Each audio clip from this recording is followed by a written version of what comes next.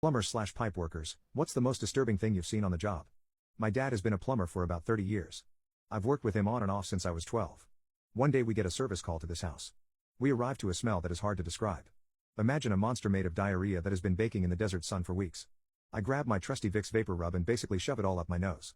We knock on the door and are greeted by a yell to come in.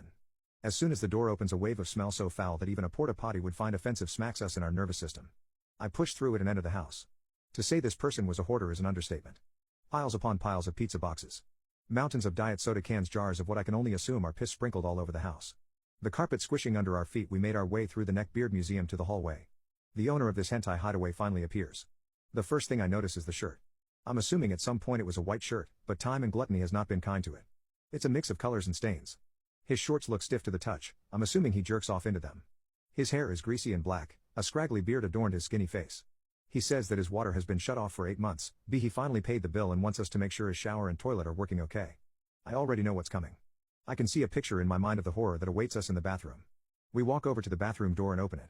My virgin eyes fall upon a sight I will never forget. This bathroom is a war crime. The United Nations would put sanctions against it if they knew it existed. Entire nations would weep at its sight and smell. Terrorist organizations would consider it cruel for such a place to even exist. Guantanamo Bay is a 5-star resort compared to this sin against nature. Every surface is covered in poop and piss and paper. The toilet, the sink, the bathtub, the floor, the walls, the ceiling. All of it covered in a layer of human poop. I've literally swam in poop before, like in a hazmat dive suit. But this is a declaration of war on humanity. This is a crime against God and man. This is a holy war. It's the 7th seal opening and showing us the face of death. I turn to my dad and just say no.